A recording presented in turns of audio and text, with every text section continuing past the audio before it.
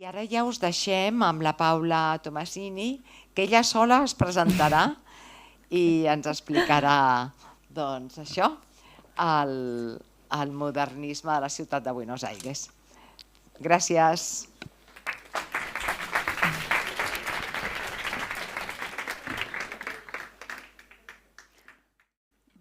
Bueno, moltes gràcies a la Ruta del Modernisme de Barcelona i a l'Institut de Paisatge Urbà per convidar-me a aquest cicle de conferències tan interessant. I moltes gràcies també a la Casa Elizalde, al cap i a la fi. Em presento, em dic Paula Tomasini. Bàsicament he estudiat a la Universitat de Barcelona, soc graduada en Història de l'Art i actualment em trobo fent un màster de Museus i Patrimoni a la Universitat Complutense de Madrid. I tot i que la vida m'ha portat actualment a treballar en un àmbit més contemporani, relacionat amb l'art contemporani, el meu treball final de grau m'ha marcat molt tant acadèmicament com personalment.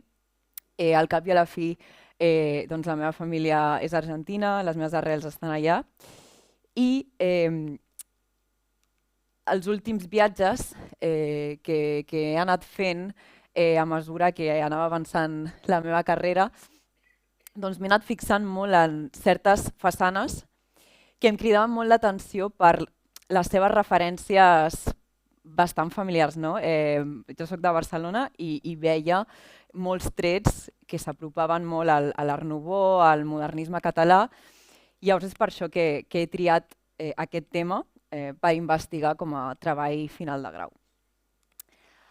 A més, també va coincidir amb l'inici de la restauració de la confiteria del Molino, que ja en parlaré més endavant d'aquest edifici, però bàsicament és una fleca gegant, una pastisseria molt gran, que, com poden veure, estava en un molt mal estat i que es va expropiar, i a partir d'allà, amb un equip gegant de professionals, perquè són materials molt luxosos, provinents d'Europa. Llavors, un número molt gran de materials també comporta un número molt gran de professionals restaurant. Llavors va començar el 2018 aquesta restauració i encara ara ja està a punt d'acabar i ja comencen les visites guiades, però això va ser un fet que a mi també em va despertar l'interès per començar a investigar sobre aquest tema. Llavors, quins eren els meus objectius?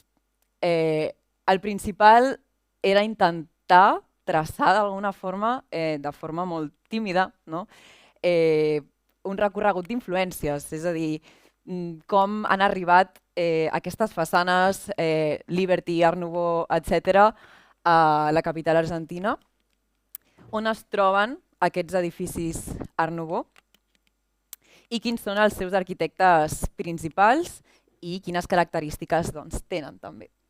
I també, finalment, la classificació d'aquests edificis en tipologies, és a dir, quina era la utilitat d'aquests edificis Art Nouveau.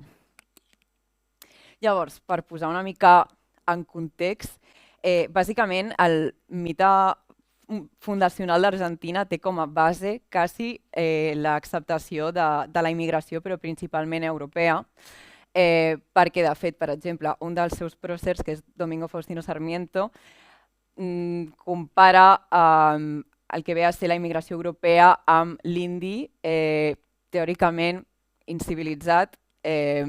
Llavors, és per aquest motiu, o seguint aquesta filosofia, que es van aprovar moltes lleis durant el segle XIX, acceptant molta immigració provinent d'Europa.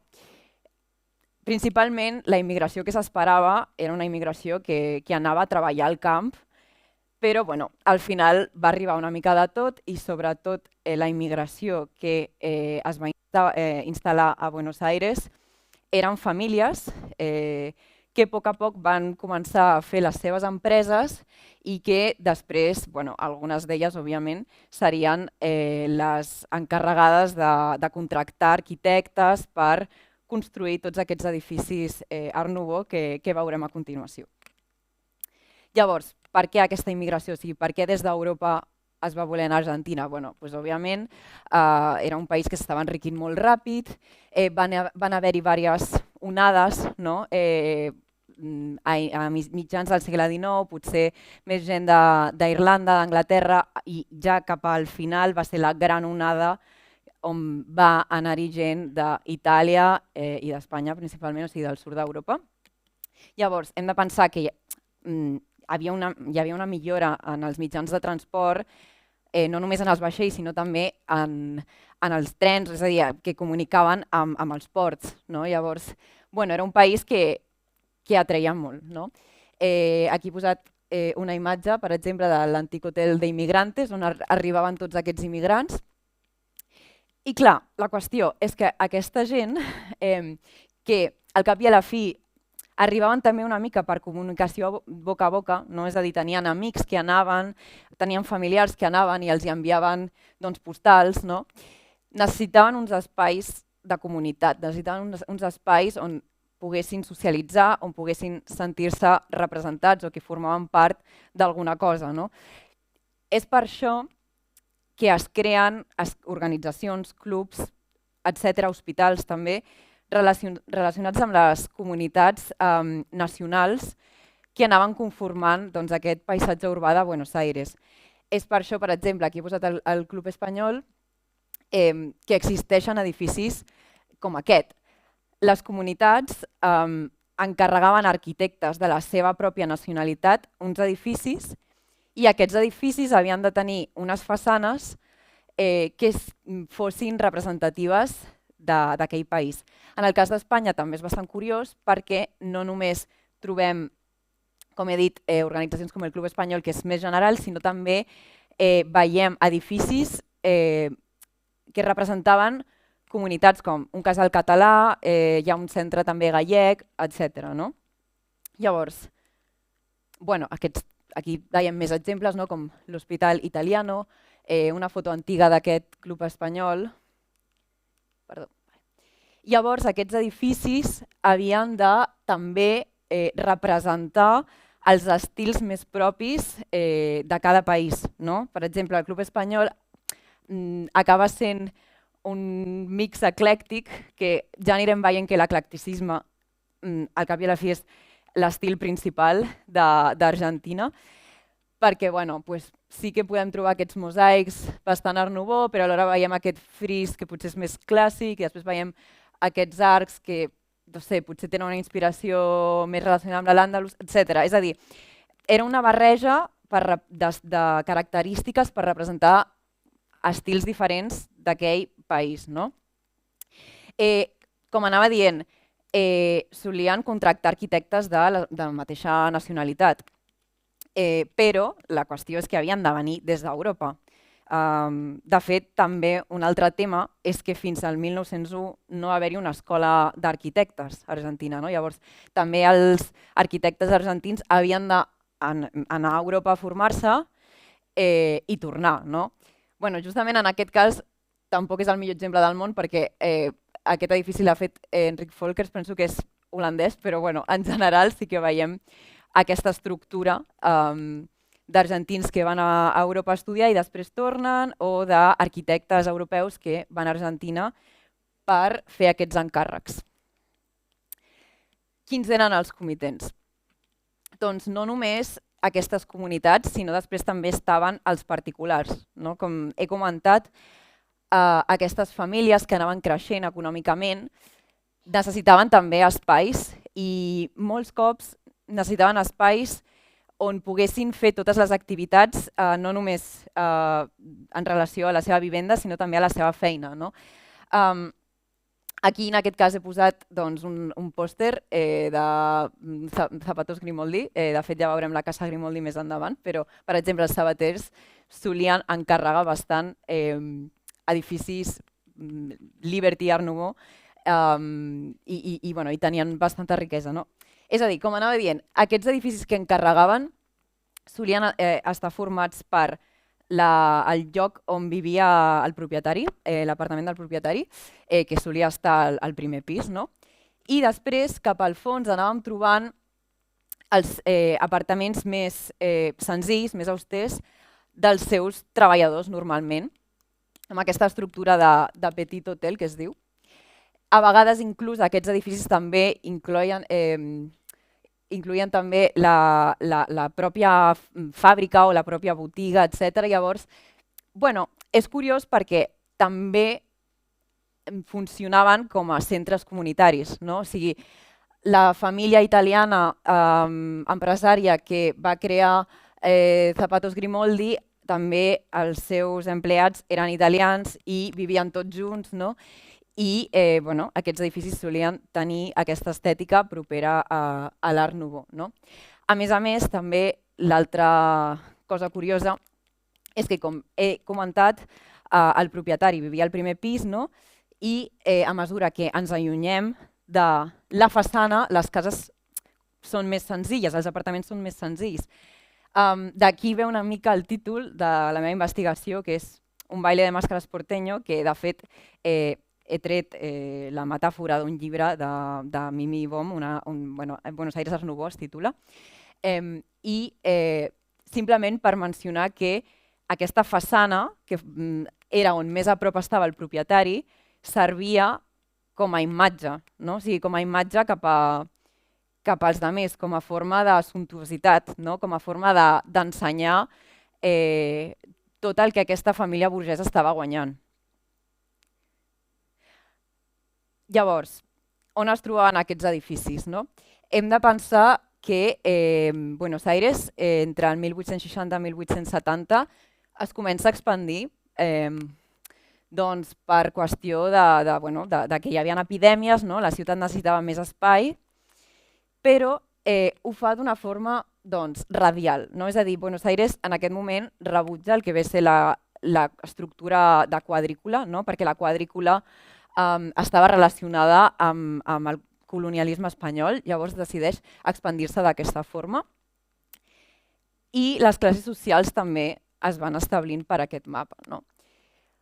Per aquesta zona nord-oest podem veure els edificis més propers a l'academicisme francès, perquè és on es situava l'elit argentina, no? O sigui, aquestes famílies que potser tenien relació amb la independència del país, no? O sigui, gent que ja estava instaurada i que preferien apropar-se a una estètica més clàssica, més francesa, no?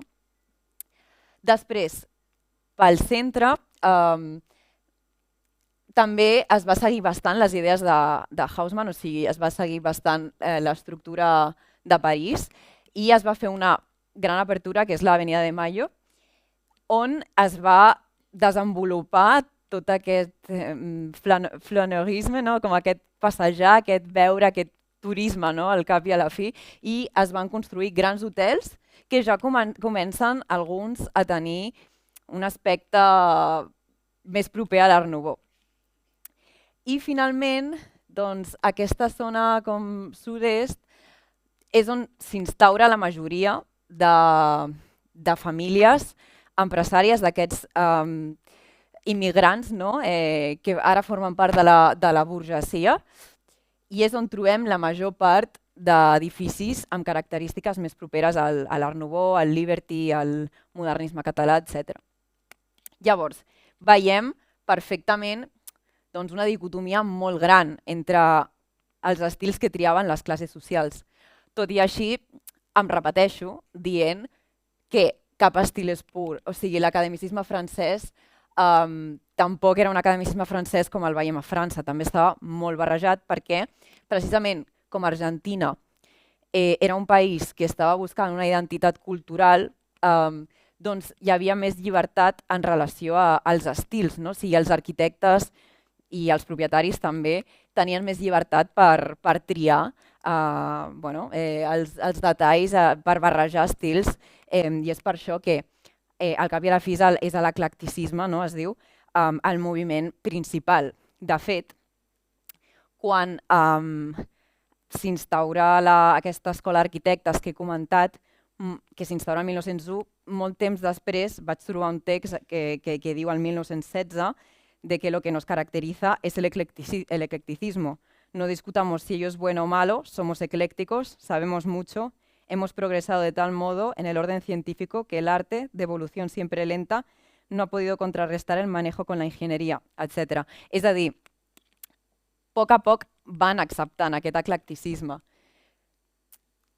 Bueno, aquí he posat imatges d'esta avenida de Mayo, com he comentat, i aquí ja veiem el primer edifici més en detall, que és l'Hotel Chile d'un arquitecte francès que es diu Louis Dubois. Aquest tipus d'hotel, al cap i a la fi, es volia apropar una mica a aquest estil també parisino de, per exemple, l'Hotel Lutetia, no? Aquests grans hotels completament ornamentats a la façana. No? Tot i així, és una façana bastant estructurada, o sigui, veiem una torre com esquinera, no? És una estructura bastant simètrica, no? La torre marca l'eix de simetria, això és una estructura que veiem molt en tots aquests edificis que veurem a continuació, però ja comencem a intuir, per exemple, aquest joc de volums, de buits, no? Aquest joc amb les finestres, no? Algunes més quadrades, algunes més rodones, no? Aquesta cúpula de zinc i pissarra, també molt espectacular, que sembla com una flor tancada. I aquí podem veure una mica els detalls, tot aquest treball en ferro. També a Buenos Aires veurem molt de treball en ferro. Igual el ferro és un material que també és molt proper a l'Art Nouveau perquè és molt fàcil fer totes aquestes formes florals o geomètriques. No? I per exemple aquest mosaic blau, no? Potser una mica més modernista. La qüestió que, com anava dient, l'acceptació d'aquest eclecticisme va ser molt lenta. En realitat no tan lenta perquè el text que us he llegit és del 1916, però tot i així, el 1902 es crea un premi de façanes, que de fet està basat en un premi de façanes que també es va crear a París anteriorment. I les façanes que estan premiades són quasi totes acadèmiques. De fet, hi ha una crítica que vaig trobar investigant, no? Que diu d'un acadèmic que parla d'aquest edifici premiat en aquest any, en el 1902, que diu: hace ya rato había traído nuestra atención el edificio premiado, haciéndonos emprender más de un viaje hacia la Plaza del Sud, el solo deseo de solazar nuestro espíritu contemplando las bellezas de esta obra de arte moderno, que por fortuna nada tiene de ese Art Nouveau con que tanto se pagan los noveleros desprovistos de brújula y frecuentemente escasos de sentido común. És a dir, l'Art Nouveau per l'elit, per l'acadèmia, era considerat una cosa de nuevos ricos, no? Un estil que simbolitzava el progrés, per l'altra banda, però els cercles per això conservadors no volien acceptar-lo del tot. I aquí faig un repàs molt ràpid.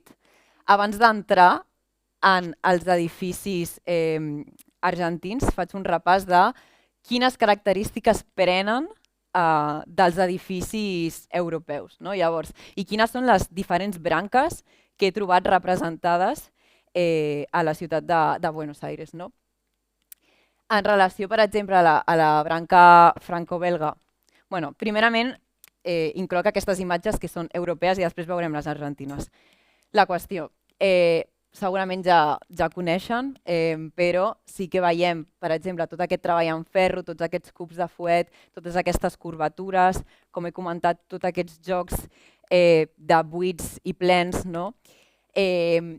Al cap i a la fi, la branca francesa i belga és la que més podríem dir que es basa en el creixement de les plantes, no en la flor com a tal, sinó en les tiges, en com es van corbant. I aquí veiem, he volgut posar imatges d'Héctor Guimard, de Victor Horta, que són representants molt clars d'aquesta branca francesa.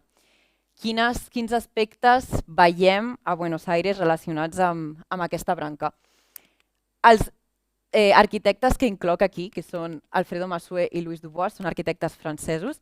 Com podran veure, quasi sempre que parlo, per exemple, d'una branca italiana, els arquitectes seran quasi sempre italians, però no és una classificació que he fet jo. De fet, molts cops trobo, sobretot en el modernisme català, trobo que és una mica conflictiva aquesta classificació perquè, de nou, com he comentat, no es tracta de... no són branques pures, tot està impregnat per aquest eclecticisme i molts cops inclús arquitectes que podrien ser francesos, italians, el que sigui, feien servir elements d'un estil que no era propi de la seva nacionalitat, no? Que això també és bastant curiós. En aquest cas, quasi no trobem, la branca francesa quasi no es troba a Buenos Aires. De fet, trobem de nou estructures molt acadèmiques, com en aquest Palacio Costa Aguta.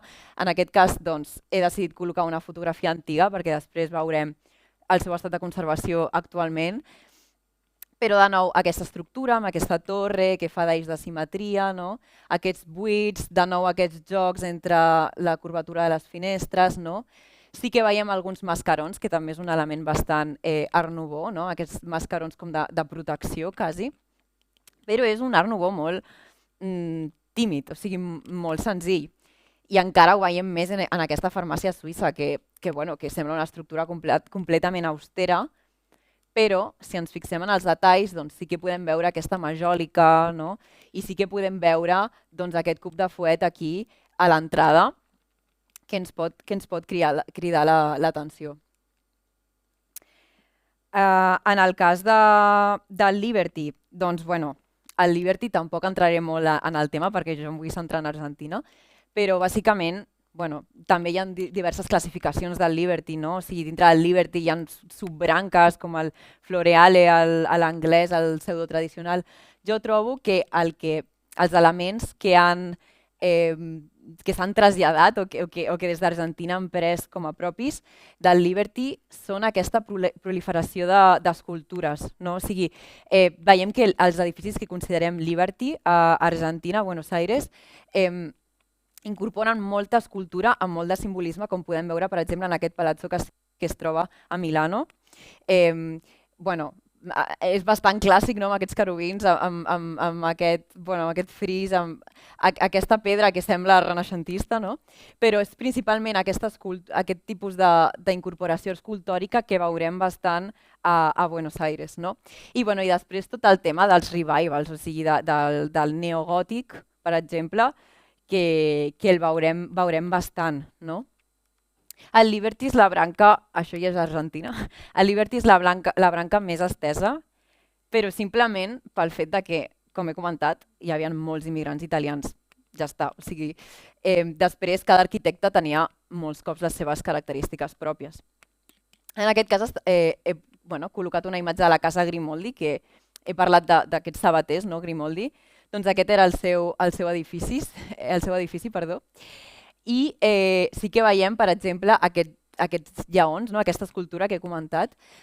El símbol del lleó a les cases considerades Liberty és bastant comú, perquè al cap i a la fi simbolitza el poder de l'empresa italiana, no? I la força. Llavors, veiem moltes àguiles, molts lleons, no?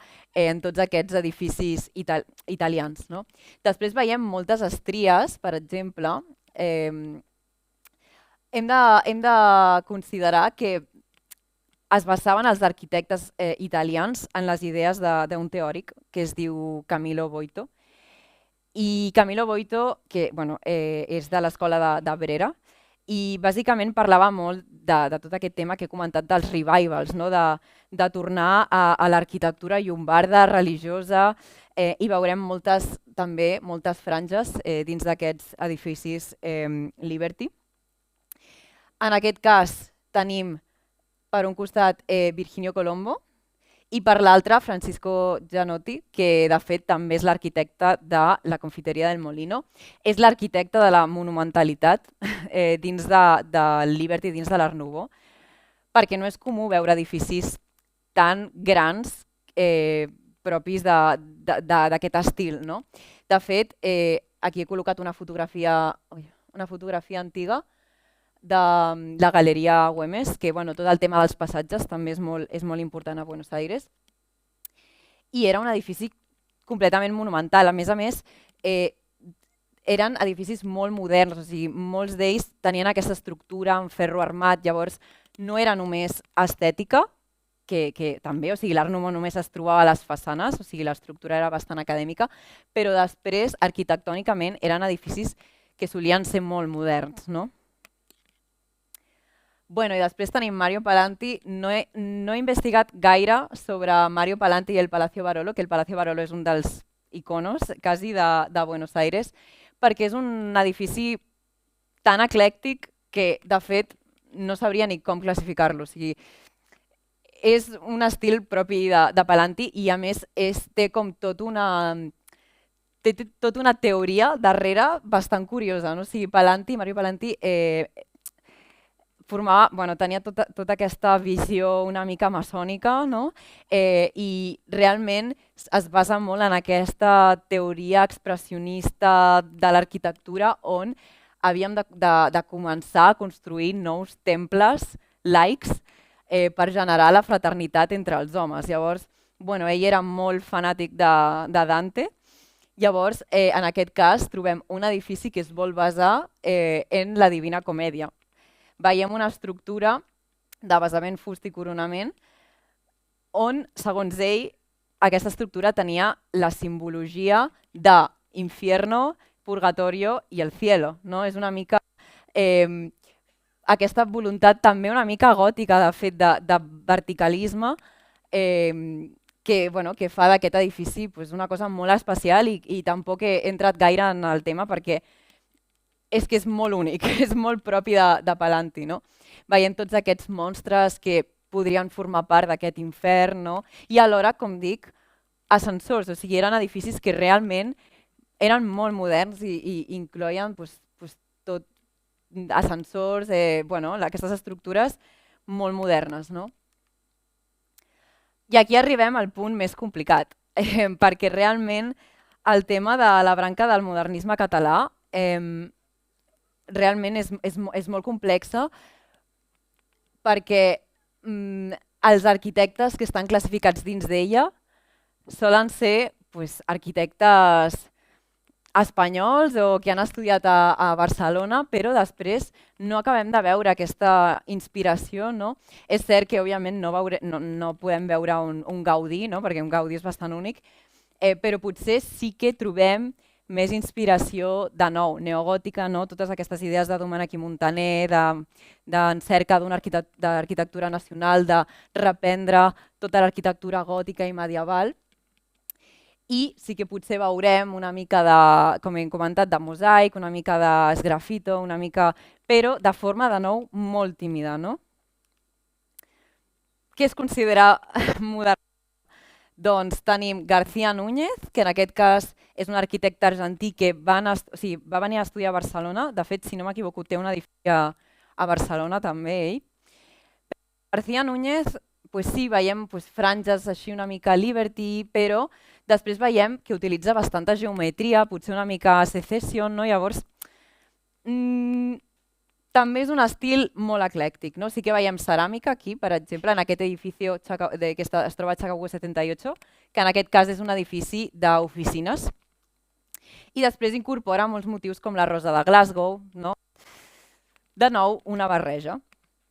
Després tenim Guillermo Álvarez, aquí he decidit col·locar la Torre del Fantasma, que es troba en el barri de la Boca.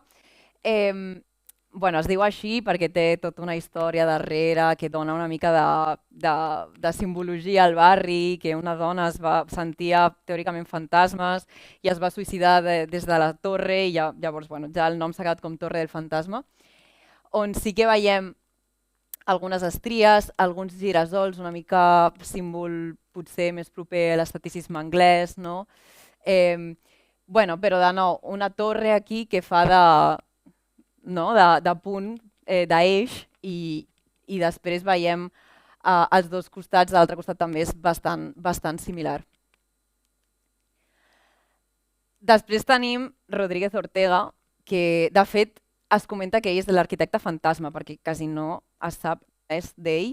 En aquest cas sí que és un enginyer, de fet, i és un enginyer argentí que, segons el seu net, en entrevistes ha comentat que ell era molt fan de Gaudí. Però clar, aquest edifici que molts cops apareix representat dins de les rutes de la ciutat té trampa, no? O sigui, aquesta frase la van col·locar el 1990, per exemple, no hi ha somnis impossibles, que realment es refereix a aquesta voluntat teòricament seva de voler construir, no? De ser arquitecte. Llavors van col·locar aquesta frase. Sí, la cúpula ens pot ser més original, no? Però de nou veiem molta simplicitat. O sigui, sí que veiem aquí uns escuts, potser uns mascarons d'algunes dones, no? I de fet, també, el més curiós és que van voler incorporar també als 90 la mateixa reixa dels pavellons de la finca Güell, però és que ell no va decidir això, no? Llavors, considerar-lo fanàtic de Gaudí, és que tampoc podem dir res perquè no tenim evidències de si va estudiar a Europa, de si no, de si... No sé, no tenim evidències d'absolutament res. I després està la influència més Secession, que també és bastant tímida i penso que és la més incorporada per la majoria d'arquitectes independentment de la seva nacionalitat. No? Sí que veurem, per exemple, aquesta combinació blanc-daurat i principalment les formes geomètriques, les veurem bastant. Oskar Ratzenhofer sí que és l'únic arquitecte, o dels pocs arquitectes almenys, que s'engloben dins d'aquesta corrent més Secession. I de nou veiem en este Palacio Vera aquestes formes geomètriques en el treball del ferro. No? I de nou col·loco García Núñez, perquè García Núñez utilitza la geometria dia sí, dia també. O sigui, veiem molta geometria, sobretot en el ferro. I ja, passant a l'estudi de casos, dins de la meva investigació vaig decidir triar 5 edificis per investigar-los una mica, 5 façanes per investigar-les una mica més en profunditat, però aquí faré una passada així ràpida de 3. Són façanes que he triat també per carinyo, perquè m'agraden i perquè tenen la seva importància i la seva bellesa dins de tot aquest recorregut Art Nouveau. Ens trobem al Casal Català. De fet, el Casal Català va ser impulsat per un banquer gironí i la filla del ministre d'Hisenda d'Argentina. I de nou era un centre que, a part de ser un centre social, també tenia el seu teatre, on s'organitzaven, i s'organitzen encara perquè segueix funcionant, obres de teatre catalanes. No? També té una biblioteca, té un bar, etc. I, com poden veure, està conformat per 2 edificacions. El primer edifici, que no veiem aquí, tenia una façana italianitzant, o sigui, bastant renaixentista, amb oficines, amb salons socials, però la qüestió és que el 1909 es va voler fer una ampliació amb aquest petit edifici modernista. No? Llavors teníem una façana italianitzant que no veiem i aquest edifici modernista. Què va passar? Que es va voler equilibrar, igualar aquest edifici modernista amb una altra façana que representés un estil propi català. Llavors és per això que es va voler construir, es va voler refer la façana d'aquest primer edifici amb façana italianitzant i es va canviar l'estil per un estil més neogòtic. No? Com podem veure aquí, jo em centraré en analitzar la façana modernista. No? Hi ha un problema també d'atribució, perquè els arquitectes a Buenos Aires solien firmar els edificis, però en aquest cas veiem la firma de l'empresa constructora, que és bastant curiós. No? Segons el Diccionari dels Catalans d'Amèrica, es comenta que va ser Eugeni Campllonc i Parés, l'arquitecte, però no té gaire sentit perquè, per una banda, va estar a Espanya entre 1901 i 1912 i aquest edifici es comença a construir en 1909, llavors no acaba de quadrar. També es menciona que potser va ser García Núñez el que va construir aquest edifici o inclús els dos d'alguna forma alhora, però no acabem de saber qui va fer aquesta façana en específic. No? Llavors, en relació a aquesta façana modernista, veiem 2 plantes que veiem que estan en diàleg, com dic, amb l'edifici aquest neogòtic, amb aquests arcs, no? Amb aquest balcó, aquí també veiem uns balcons. No? però l'estil modernista és molt clar. De fet, potser podríem dir que seria una mini casa Ametller, no? Amb aquest sostre esglaonat, no? No sé, potser García Núñez, quan va estar a Barcelona, potser va veure la construcció de la casa Ametller. Veiem també doncs, aquest petit esgrafito, no? Amb guix. Després veiem aquest mosaic, no? Daurat fent aquest escut, no? Català. I aquest mosaic també d'aquí. Ai, perdó. I després inclús doncs, per posar l'edifici en diàleg amb el neogòtic veiem uns pinacles gòtics que també doncs, criden l'atenció. El següent edifici que vaig analitzar va ser el Palau dels Lliris de Rodríguez Ortega, és a dir, el mateix enginyer que va fer l'edifici titulat No hi ha somnis impossibles va fer també això. Llavors, bueno, té un estil bastant canviant, no? I en aquest cas sí que potser podem veure trets més propers a l'Art Nouveau. O sigui, sí que hi ha una curvatura, no? I de fet els lliris són flors que no només representen la puresa, sinó que també ajuden a representar aquesta curvatura de les plantes.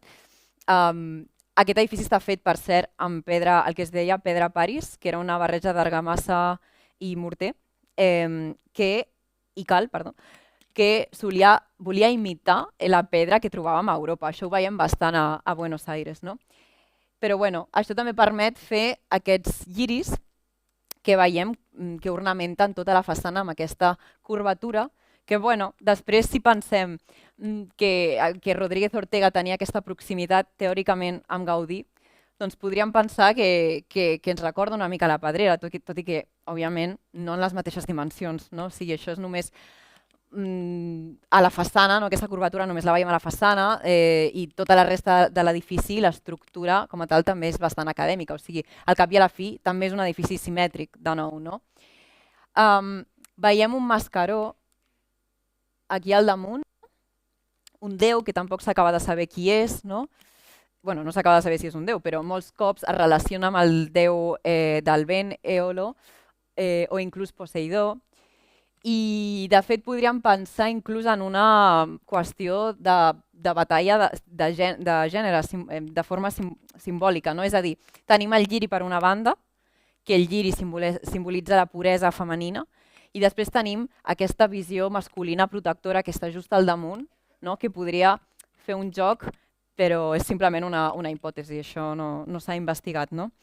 Com la majoria d'edificis que estic mencionant, que no s'han investigat en profunditat. Aquí veiem el cub de fuet de la porta. I ja passant al tercer edifici triat, ens trobem la Confiteria del Molino, un edifici completament monumental que de fet es troba al costat del Congreso de la Nación. Llavors, això ens indica del poder que tenia la burgesia en aquest moment, no? De poder construir tot això just al costat del Congrés. Era una família d'italians que van decidir traslladar el seu comerç en aquesta zona més cèntrica i van encarregar l'edifici a Francisco Gianotti. És un edifici, de nou, multifuncional, és a dir, tenim a la planta baixa tota la confiteria, no? La cafeteria, per comprar pastissos, etc. Després tenim edificis, apartaments de lloguer, i després a la torre trobem les oficines, i perdó, també el subsol existeix també tot el que ve a ser la fleca, etc. No? Llavors segueix perfectament aquesta estructura que he comentat d'edificis multifuncionals completament. De nou, es tracta d'un estil molt propi de l'arquitecte. De fet, Gianotti ell mateix no es volia classificar i deia que tenia un estilo gianottiano i ja està. I veiem aquesta torre de nou, no? Podem veure que Buenos Aires té una passió per les torres que fan cantonada i que delimiten aquesta simetria bastant més acadèmica. Però després ens crida l'atenció aquests lleons que he comentat, el lleó com a símbol de poder de l'empresa. Així és com està actualment. Hi ha molts detalls que han sigut reconstruïts amb programes 3D, llavors no és tot original, però intenta ser el més fidel possible a l'edifici original. Després trobem un luxe molt gran en els materials. També el germà de Janotti s'encarregava d'importar tots aquests materials com marbres que veiem aquí a l'entrada, això són detalls de l'entrada, tota una marquesina francesa amb aquests vitralls que venien, tot venia d'Europa, i és curiós tenir en compte que és una pastisseria, o sigui, realment la riquesa era enorme. Després tota aquesta combinació amb el daurat, potser una mica secession, aquesta geometria dels balcons, del ferro dels balcons, trobem. I ja, finalment, culminem l'any 1910, que és amb el centenari de la Revolució de Mayo, que es duen a terme 5 grans exposicions temàtiques a la ciutat. Per què dic que culminem? Doncs perquè en tota aquesta celebració hi ha molt de modernisme, hi ha molt d'art nouveau, hi ha molts pavellons temporals, o sigui, de fet quasi no es conserva cap, sí que penso que es conserva però de forma molt dolenta aquest d'aquí, però realment quasi tots seguien aquesta estètica art nouveau, liberty, modernista, etc. Això vol dir que d'alguna forma s'acaba acceptant l'art nouveau i inclús representa una espècie, dins de l'eclecticisme, representa una identitat nacional, perquè en aquestes festes s'entenia que Argentina volia posicionar-se com a potència i volia mostrar tota la seva riquesa a partir d'un estil que havia sigut una mica rebutjat per alguns cercles més de l'elit. Aquí hi ha després torno a la diapositiva anterior, però aquí he volgut col·locar també diapositives del que fue el pabellón d'Espanya dintre de l'exposició de la indústria que el va fer García Núñez i que era un pavelló monumental amb un llac artificial, amb edificis que estaven connectats entre ells i que seguia l'estil modernista, és a dir, un estil també que potser aquí és més regional, és més propi de Catalunya, allà l'utilitzen per representar tot un país. O sigui, llavors és una mostra de la importància que va prendre el modernisme i l'art nouveau a Argentina.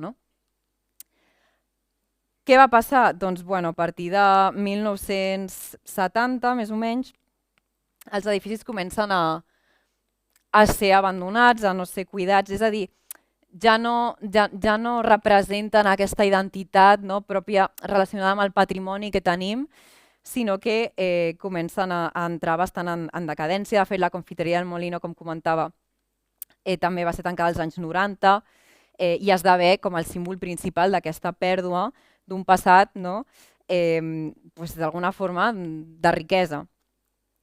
També amb l'arribada de la promoció del turisme, amb l'arribada també d'un capitalisme més global, es produeix una revalorització de tot aquest patrimoni i es comença a voler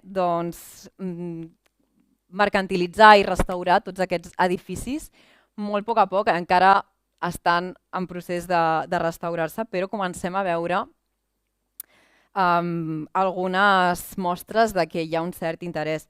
Tot i així, passen coses com aquesta, o sigui, comença a haver-hi una batalla entre propietaris, immobiliària, l'Ajuntament, que s'intenta ficar, i en alguns casos passen catàstrofes com aquesta d'aquí, on una immobiliària va decidir construir aquesta espècie de cub.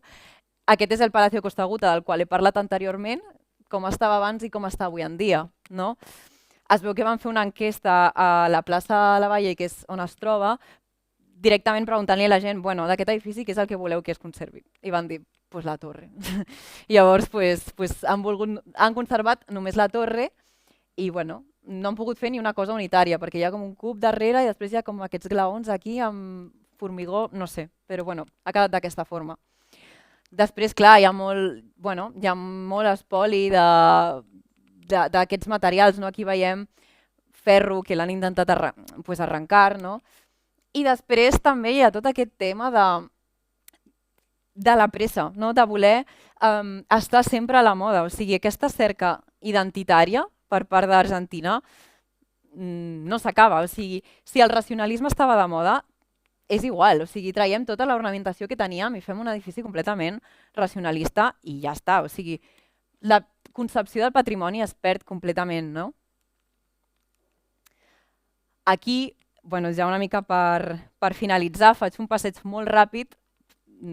Us el volia ensenyar més que res perquè jo vaig fer una estada de camp, podríem dir, a Buenos Aires i vaig entrevistar a algunes persones que em poguessin ajudar, perquè ja explicaré al final, però bàsicament quasi no trobava fons, ni aquí quasi ni allí. Entonces, vaig parlar amb Alejandro Daniel Machado, que és un periodista de La Nación, que és bastant divulgatiu, però és un aficionat de tot el que ve a ser l'Art Nouveau i va ser molt amable, em va guiar molt pels barris de Valvanera, Poronce, o sigui, tota aquesta zona que he comentat més burgesa.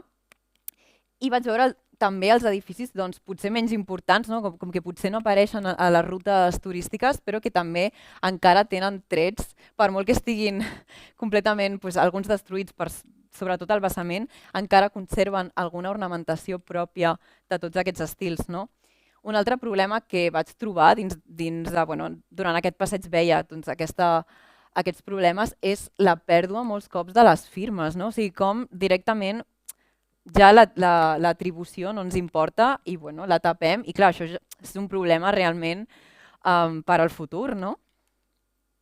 Aquí veiem l'edifici racionalitzat, un altre edifici en un estat bastant deplorable. Aquest edifici que és una mica rococó inclús, amb aquest balcó completament destrossat, però que és un edifici preciós, o sigui, realment aquest era el que es veia entre la porta, que també estava el vidre mig trencat.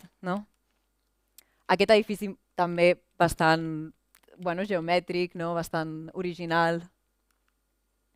I després, això també va ser un misteri que no he trobat quasi, és que no he trobat informació. Aquesta és la sede filantrópica argentina, o sigui, era una associació també mutual, o sigui, té a veure amb tot aquest tema comunitari, que és preciosa i de fet estàvem mirant la façana, també bastant, en aquest cas més Art Nouveau, més francesa potser, i una senyora, que tampoc sabem qui és, ens va deixar entrar, ens va deixar fer fotografies de tot aquest saló, però clar, ella mateixa deia que aquest centre no s'estava fent servir, de fet, inclús les plaques aquestes de bronze on es comenta la importància d'aquest centre, doncs havien d'estar a l'interior perquè una de les dues ja l'havien robat. Llavors, clar, tot està en aquesta situació.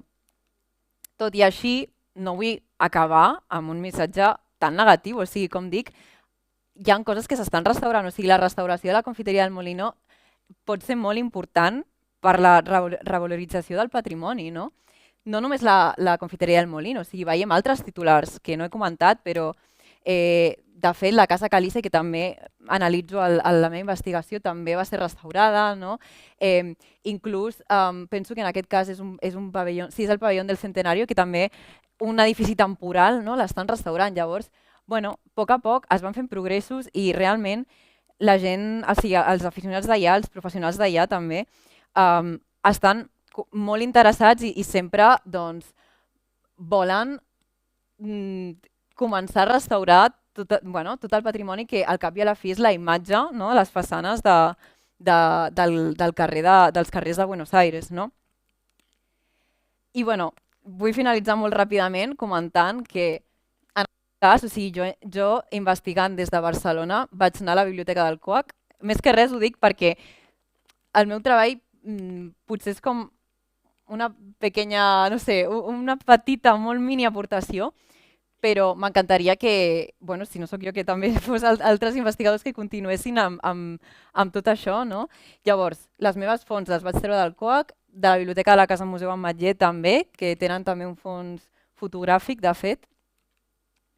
I després, a la meva estada de camp, sí que vaig visitar l'Acadèmia Portenya de l'Art Nouveau, que és bastant divulgativa, però que el treball que fan és increïble. O sigui, vaig entrevistar Horacio Elgorriaga i almenys, per molt que hi hagi una falta de recursos, sí que hi ha una voluntat de voler realment donar valor a aquests edificis, reconèixer-los, fer publicacions, fer visites guiades, no? Que també està superbé.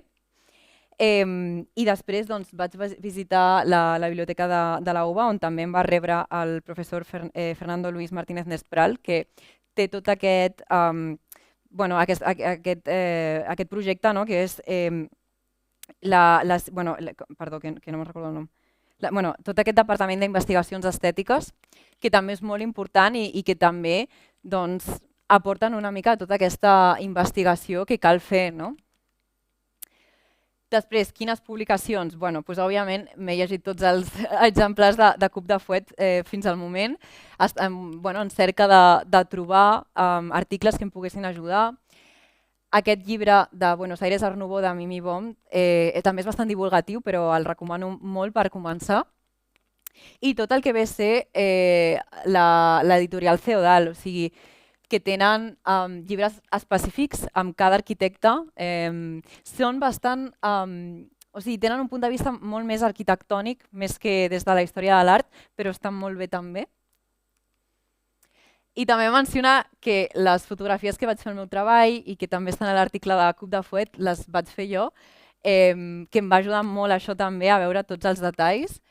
I aquí hi ha una mica un resum d'algunes fotografies que vaig prendre, no?